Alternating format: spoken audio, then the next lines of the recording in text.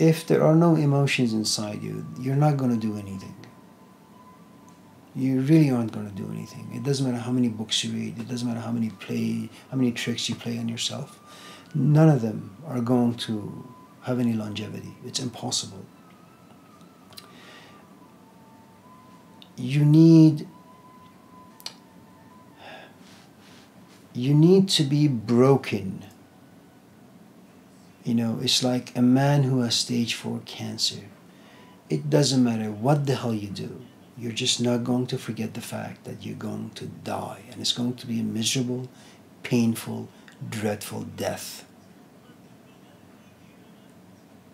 You know, the idea of you having a flu and you're feeling miserable and assuming that you're always going to have, this experience in your head and it's going to guide the rest of your life, that's never going to happen. Because, okay, so you'll be in bed for about 2 weeks. Health is going to come your way. Then you're going to walk in the classroom. You're going to have a good time giving lectures. Students are going to think that you're a genius. You're going to go to a department meeting and they're going to ask you a question and you're going to respond to the question really, really eloquently and elegantly. And people are going to be dazzled. And your ego is going to be inflated. But where is the sickness in that? You're not going to remember anything that, kind of like the Old Testament. It doesn't matter how rich you may be. You're just a maggot before me. I mean, that's what God says, and I think that's one of the things that, again, Irina is very lucky to have. Let me give you another example. Ouspensky wrote this beautiful book, In Search of the Miraculous. It's a book that was inspired by Gurdjieff. Ouspensky, his name became valuable because of Gurdjieff. After about 7-8 years of being with him, there came a point where he told his students, don't go to Gurdjieff anymore. He's poison. He's no good. And people wouldn't go. They were actually quite frightened. You compare that to someone like Irina Tweedie. She never badmouthed Bhai Sahib. And I'll tell you why. Ouspensky was cracked open for only 5 or 6 years. When he became whole again, he became the old Ouspensky, only with footnotes of Gurdjieff. Irina's, she cracked open and she remained cracked for the rest of her life. She did not hide behind ideas. She didn't talk about remembering yourself.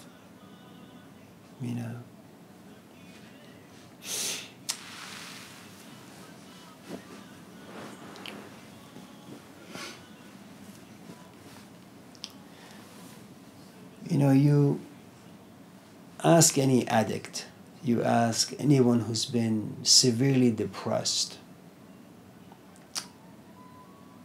how their journey was, the road of recovery. How was it? How were you able to fix yourself? And without exception, they would all say, became ultimately to a very, very, very dark place. The only thing that had any value was suicide.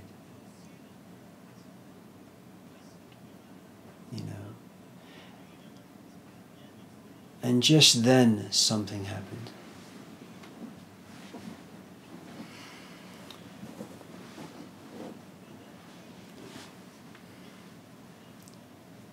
If you have intense emotions, will kick in automatically. If you are ambitious but you have no intense emotions, And by ambitions, I mean you just have the idea of will, the concept of will, that you want to do this and you want to do that. But there are no serious or intense, all-consuming emotions behind it. It just remains as a concept. It's abstract. It doesn't do anything. You know, when people say they want to change, I don't think they're being dishonest. I actually think these are people who genuinely desire to change. Where someone says, my life is meaningless and I want some meaning to my life, I think they're being very, very honest. We know the things we don't want. We have concepts or abstractions about the things that we do want. We certainly have no clue how to go about getting the things that we want. And we're not desperate enough to look for them. You know.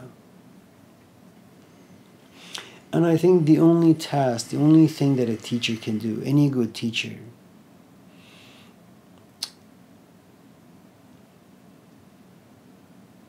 I suppose it's their hope to permanently paralyze you, disable you, from ever being able to enjoy yourself and your life thoroughly. You know? You know, it's kind of like the task of a teacher is to give you stage 4 cancer. It means that once in a while you'll have friends over, they'll tell you a joke and you'll laugh. And then as you're laughing, a couple seconds later, you realize, well, maybe tomorrow I won't be here. I won't see my friends. I won't be able to laugh. All of a sudden, death begins to show its face. And then again, you begin to reflect. That's the only thing that a teacher really can do. To initially crack you open,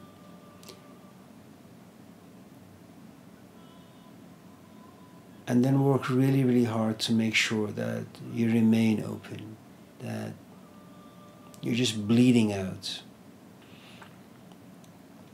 You know, it's something that Socrates was really, really good at.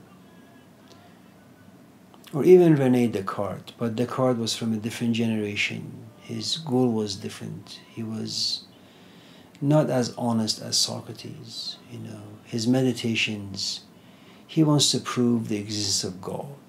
Socrates doesn't have those agendas. He just wants to reveal to you how ridiculous and stupid you are, you know. And so what he does, he keeps asking you questions, you know. Who are you? Well, my name is Amir. Well, I didn't ask for your name. I wanted to know who you are. Well, I'm a human being. Well, what does that mean?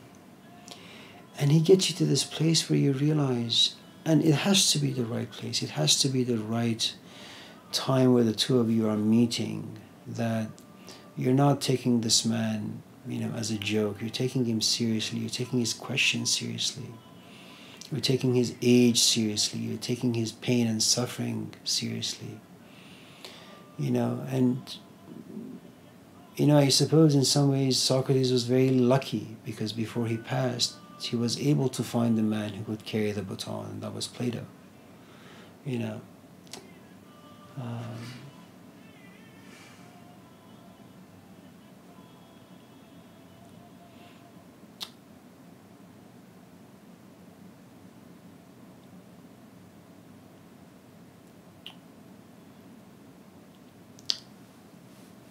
You know, there is, I know you've seen this movie, Stigmata.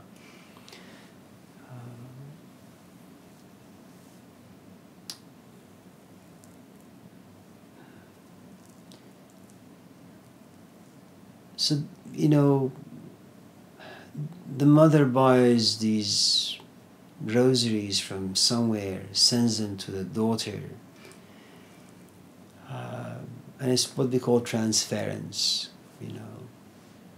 All the intense emotions and passions of this particular priest is transferred into these beads. And the beads are stolen, bought, sent to this woman in Chicago who likes to drink and have lots of sex and party. She doesn't really know what's happening. All she knows is that she has touched the beads, she has looked at them, and the power that lives inside the rosary now lives inside her. And she begins to suffer the 5 wounds of Christ. And so from Rome, a priest is sent to Chicago to examine whether or not what's happening to this woman is fact or fiction.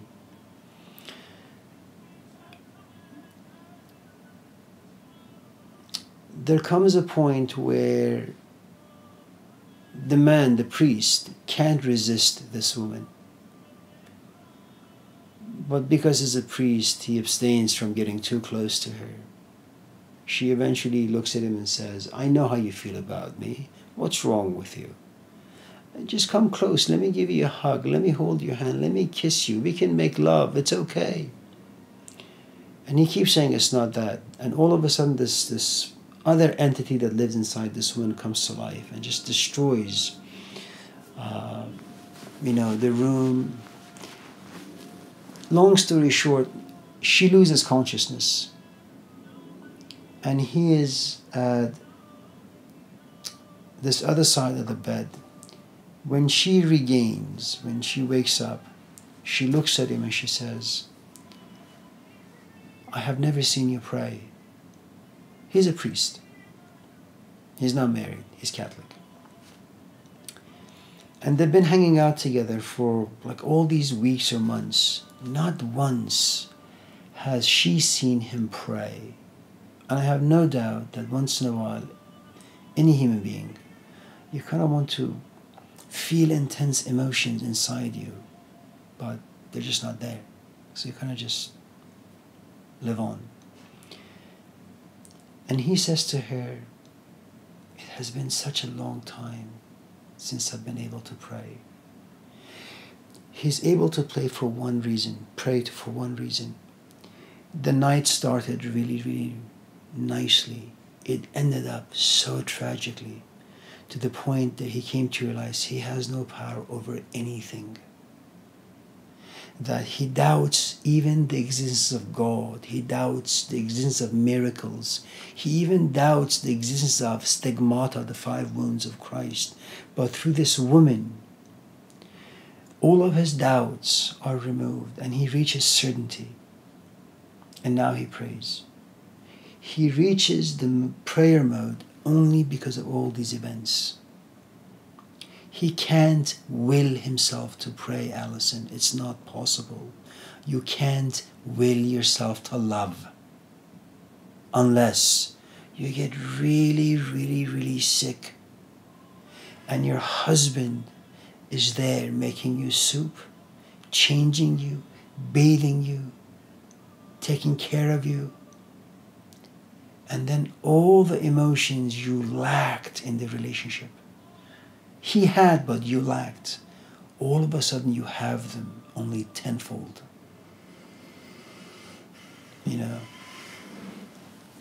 I think all these people are doing us great disservice by telling us that you should exercise your will. You should put your mind to it and do A, B, C, D. It's not possible.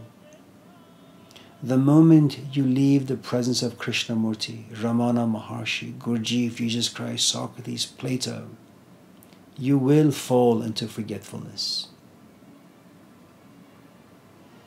The only thing that will happen to you is that time will pass.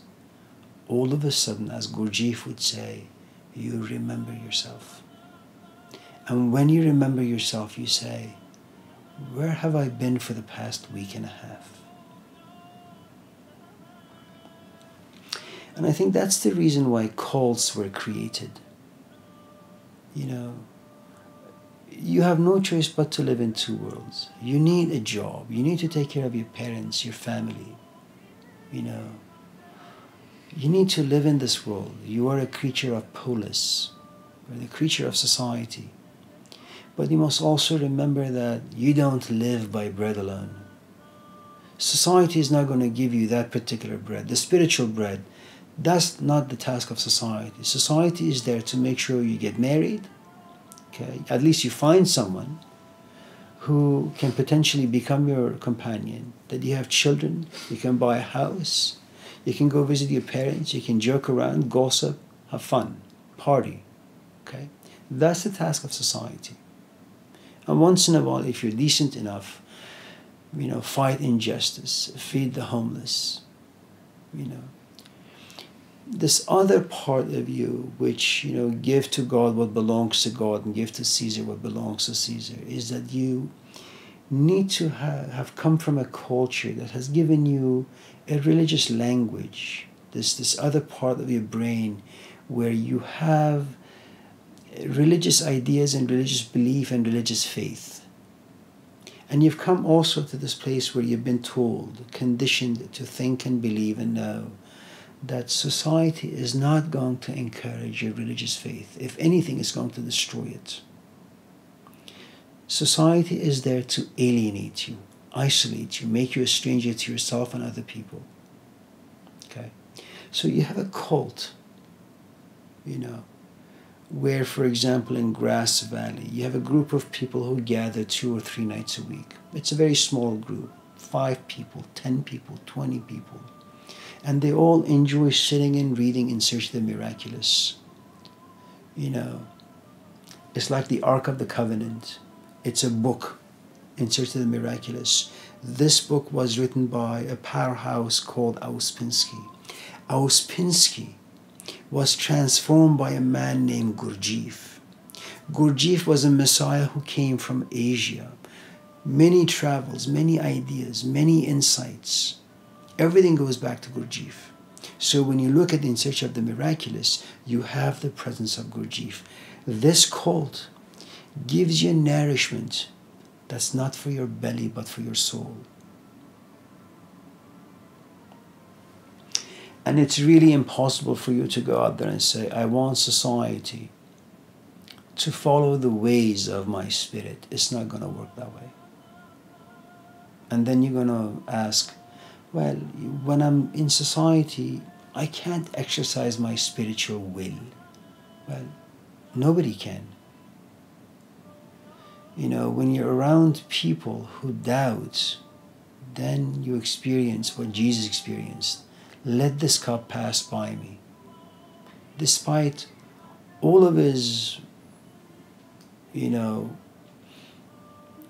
powerhouse that he was, the doubts eventually consumed Jesus. He couldn't will himself to become a man of faith. He lost God. He became like the madman in Nietzsche's story on the cross. I'm seeking God. Have you guys seen him?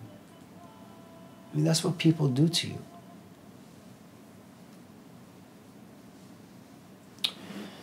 So, forget will. It's never going to happen unless you have, someone has done you a great favor, either someone or life, where intense emotions have been generated inside you. It's also important to add that whoever inspires these emotions inside you, your life is not going to turn out well, because you have investments in the world of Caesar.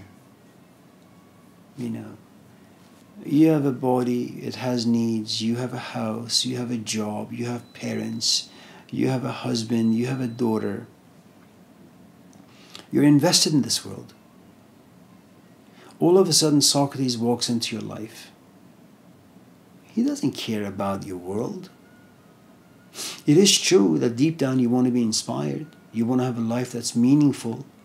But you don't really know what that means. All you know is that you don't like where you are in life. All you know is that it's nice to see your mom, it's nice to see your dad, but it's okay if you don't see them for a few weeks too. It's nice that you have a job, but as long as you can hang out with certain friends, you don't really need to be in the classroom. It's nice to get attention, but if you don't, that's okay too.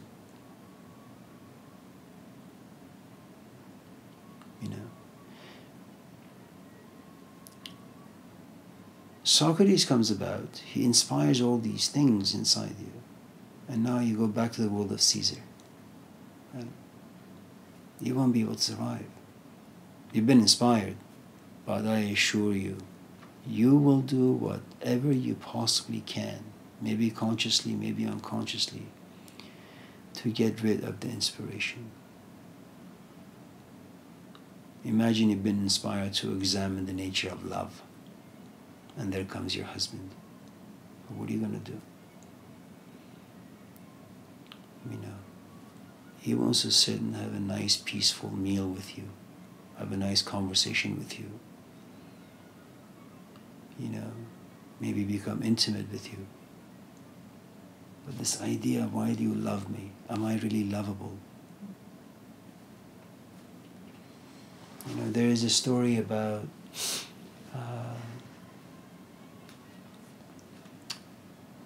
I don't know where the story comes from. It's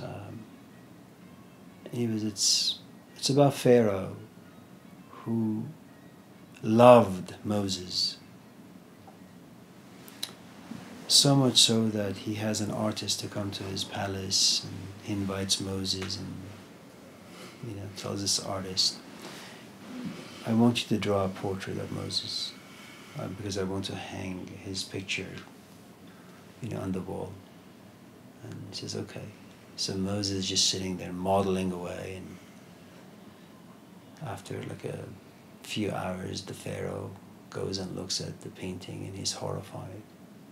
He sees, reptiles and mice and all these nasty creatures.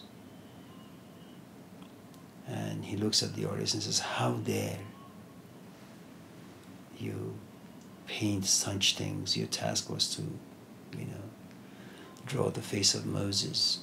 He says, well, that's what I see in him. And he calls Moses before he's about to execute, the artist, and says, see what he has done. Moses comes and looks at the artist, looks at the work, and he says, wow, this is really, really beautiful. That's exactly who I am on the inside. Despite being a prophet, I have the 7 deadly sins inside me. Usually people don't see them, but your artist can. He should be the Pharaoh, not you.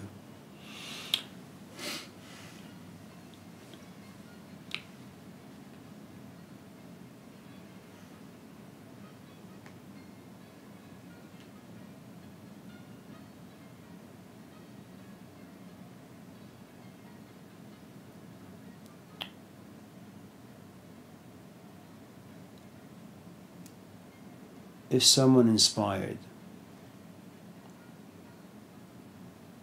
inside you the art of asking questions relentlessly, existential, spiritual questions, if you were suffering from identity crisis, your life would fall apart. And you need a support system, because you can't will yourself out. It's impossible. It's something that Robin Williams talked about. He unfortunately was addicted to alcohol. And it's something that also Al Pacino talked about, that you just can't do this on your own. It's not like you want to wake up in the morning and start drinking. It's not like you want to go on the set and be drunk. It's not like you want to come home and get drunk. It's not like you want to abuse your body or abuse people in your life. You want to get better, but you can't. And they always said, you just need to belong to a group. You need to get help. You can't do this on your own. And I think if you're addicted to your physical life, as all of us are, and physical life, it is boring. It is at times, not at times, oftentimes, meaningless. It really is like the myth of Sisyphus. It is absurd and ridiculous. And if you want out, you can't do it on your own. Just not possible. Don't let anyone deceive you into making you think that you have the will to overcome the force of society. You can't.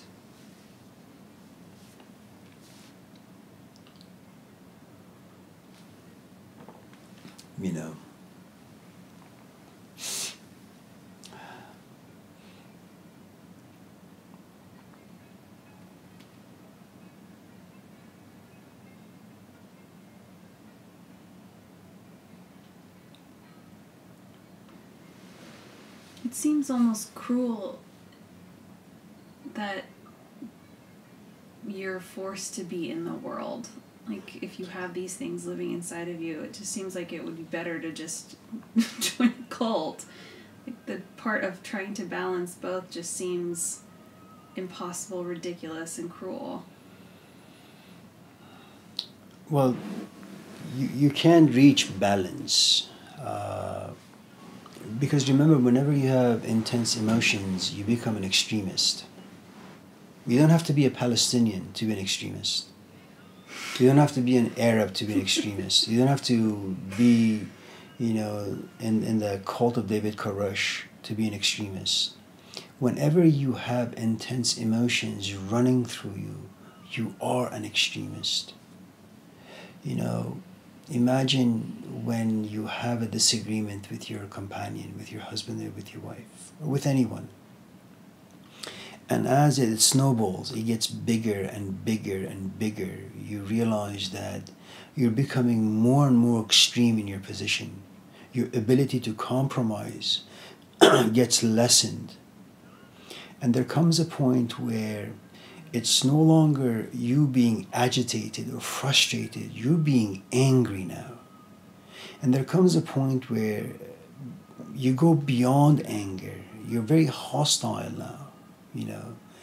And all of a sudden you become quite violent. It doesn't have to be physical. Your words could kind of smell in that way. Balance is the fruit. It's the end product. I mean, consider the story of the Buddha.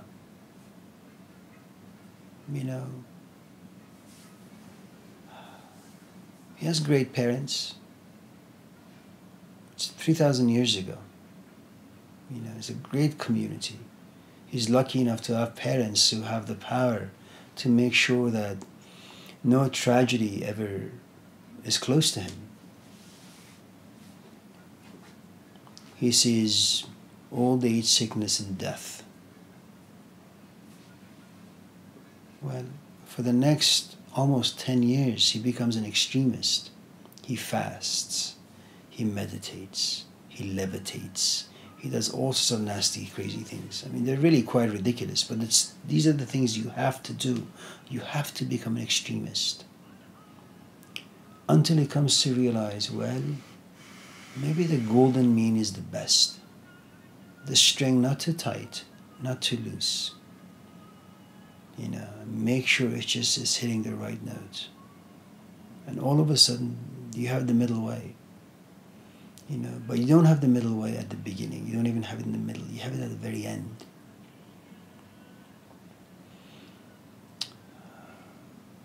No one really tells us how the Buddha was when his messages fell on deaf ears.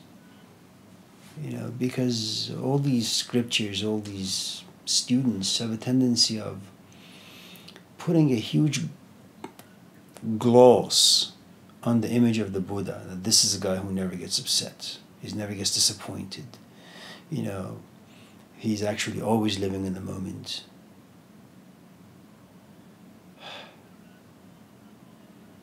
None of that stuff, I think, is true.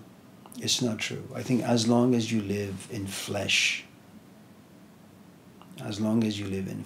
you have no choice but to experience certain tendencies. You will get frustrated when people don't listen to you.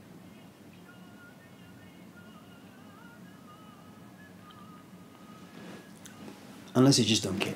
That's a different story,